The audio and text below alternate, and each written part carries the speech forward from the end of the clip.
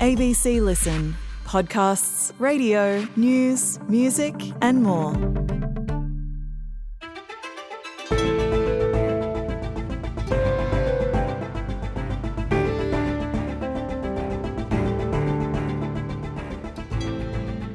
She was barely more popular than Joe Biden when she replaced him as the Democratic presidential nominee.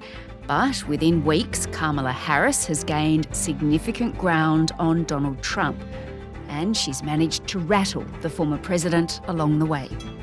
Today, senior political correspondent for the Wall Street Journal, Molly Ball, on the re-energised Democratic campaign and how Trump's struggling to keep things on track. I'm Sam Hawley on Gadigal land in Sydney. This is ABC News Daily.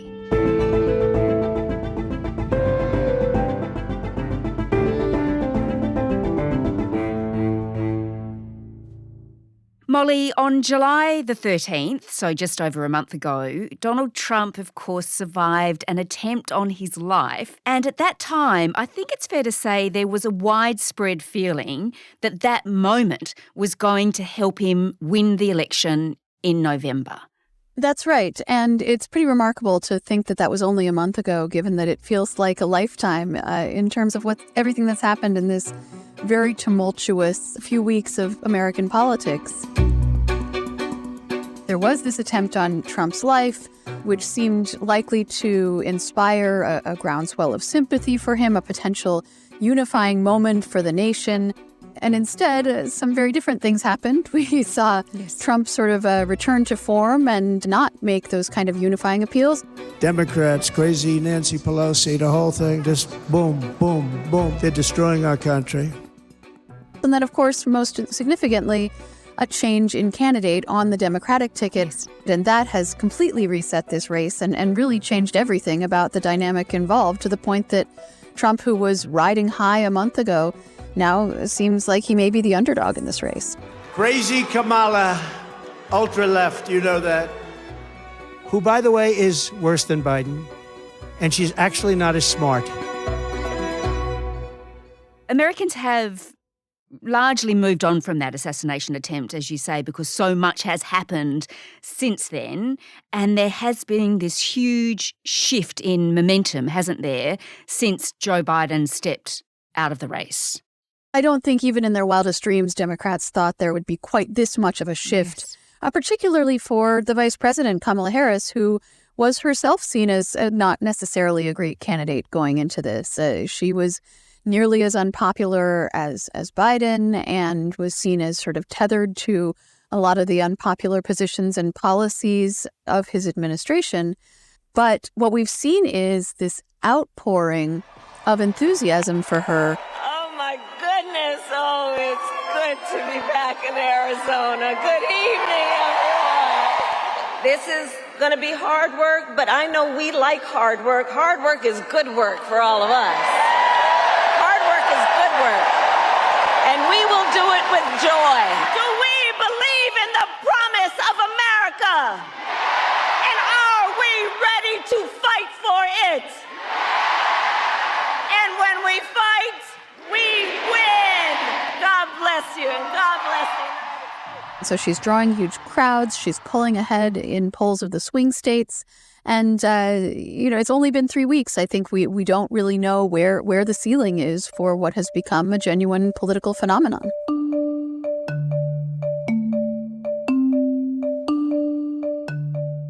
All right, well, let's discuss those polls in a moment. But first, Molly, I wanted to have a look with you at how the Trump campaign has been dealing with this really re-energised Democratic Party with Kamala Harris, 20 years Trump's junior at the top. He doesn't appear to have been in a very good mood. Commentators have been noting that in America. I think that's fair to say. And Trump has always been someone who didn't have much of a poker face. Yes. And the minute that this switcheroo occurred atop the Democratic ticket, he began making statements on social media exceedingly bitter, while also pretending that this was no problem and that she would be, if anything, even easier to beat. But we were given Joe Biden, and now we're given somebody else. And I think, frankly, I'd rather be running against somebody else. And as that has become more clearly not the case, we've seen him become angrier, more irrational. He tends to lash out when he's in a bad mood. He tends to make things up and look for people to blame. And so we've had him doing some, even by his standards, really insane things, like insisting that the crowds at her rallies, insisting that those must be fake and generated by AI, and making provocative statements about race. She was always of Indian heritage, and she was only promoting Indian heritage. I didn't know she was black until a number of years ago when she happened to turn black, and now she wants to be known as black.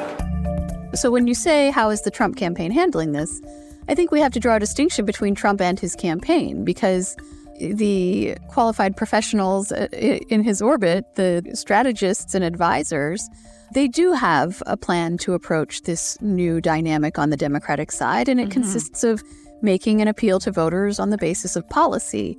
The candidate is not bought into that strategy. The candidate struggles to make those kinds of serious appeals and instead tends to become emotional and lash out in all directions. So on the Republican side, there's quite a bit of angst that Trump isn't able to pursue what they see as a potentially winning strategy.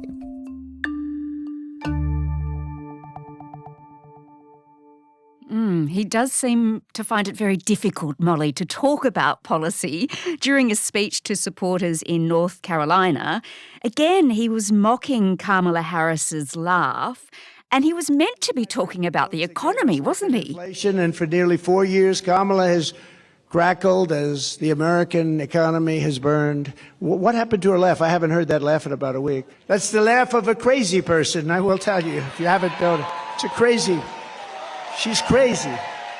He does this funny thing where when he has things in front of him on the teleprompter that he knows he's supposed to read but doesn't find interesting, he'll start arguing with it. So he, in this speech in North Carolina, was saying, well, this is a speech about the economy, or that's what they say I'm supposed to talk about. I don't know if it's really the most important thing. They say it's the most important subject. I'm not sure it is, but they say it's the most important. Inflation is the most important, but that's part of economy. Kamala Harris wants to be in charge. So he undercuts his own message with this sort of sarcastic meta-commentary that he sort of can't seem to resist. And again, he's always done this, but in a race where, you know, his principal liability has always been voters' concerns about his temperament, there's a view that, you know, he doesn't help himself by continuing to lash out in this manner.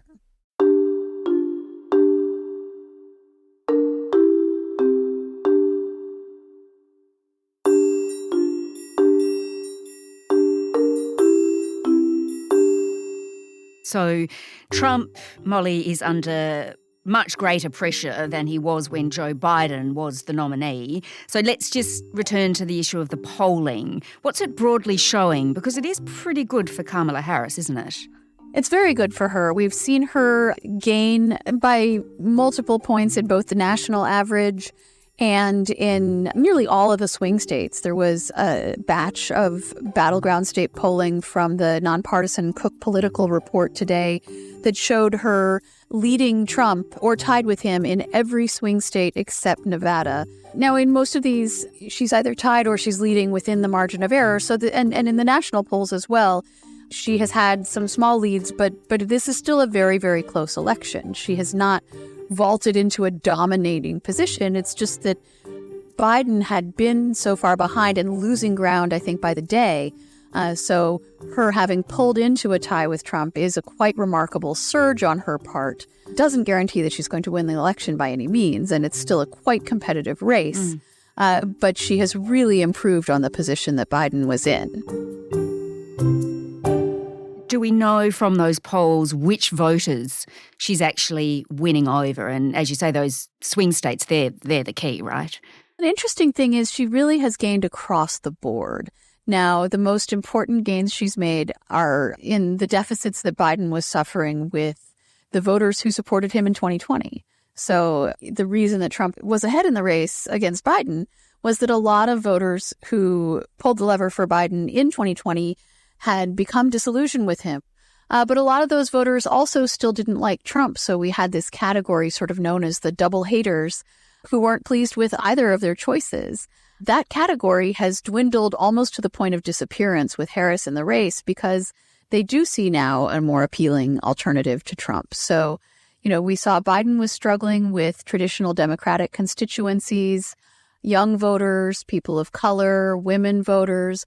All of those are demographics where Harris has made up significant ground. But she's gained with independents, which was a category that Trump had been leading in most polls.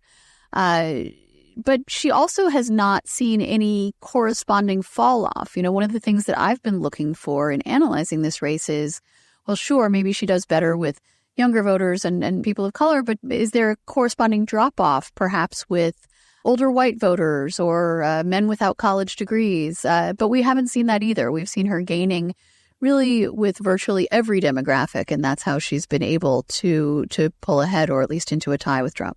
All right. So Kamala Harris, she has made good ground on Donald Trump.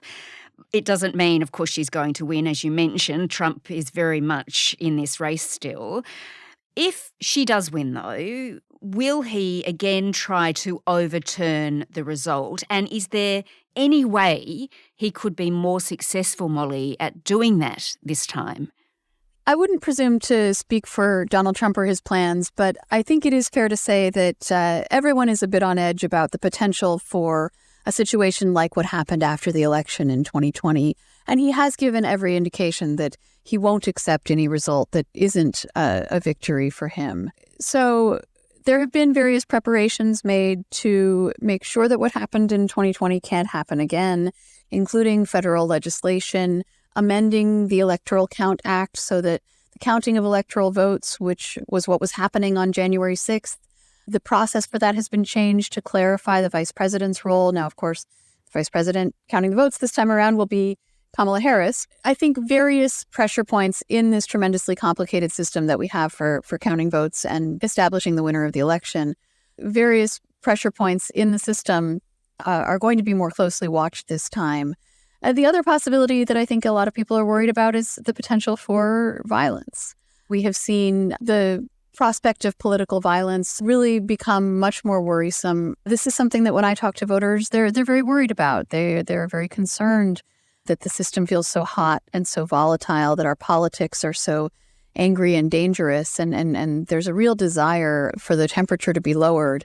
So I think to answer your question, there's quite a lot of possibility that Trump would try to overturn the election again. But I think there's a lot of people watching and working to make sure that that would not happen. All right. Well, what do you think Trump will do now, Molly? His advisors obviously want him to talk about policy. Is he going to change his style, do you think, now he's under greater pressure? I have now been watching Donald Trump as a political candidate for the better part of a decade, and this is a question that we are constantly asking, and the answer is always no. Mm-hmm. He doesn't change. He's a very consistent person. And, the question was asked after the assassination attempt, and the answer then was no. And this is something that, his admirers deeply love about him. So the Democratic convention is next week. I think Trump and his campaign will try to counter-program that in some way. And then there will be a debate, at least one debate. And there's now been a vice presidential debate agreed to as well. So ballots will start going out in some states in only about a month. So Election Day is coming up quite quickly. And I think we're in a very fluid and exciting situation in this campaign. Molly Ball is a senior political correspondent for the Wall Street Journal. This episode was produced by Sydney Peed and Cara Jensen-McKinnon. Audio production by Sam Dunn. Our supervising producer is David Cody. Over the weekend, catch If You're Listening with Matt Bevan, looking at the extraordinary killing of the Hamas leader in Iran. That's on the ABC Listen app. I'm Sam Hawley. ABC News Daily will be back again on Monday. Thanks for listening.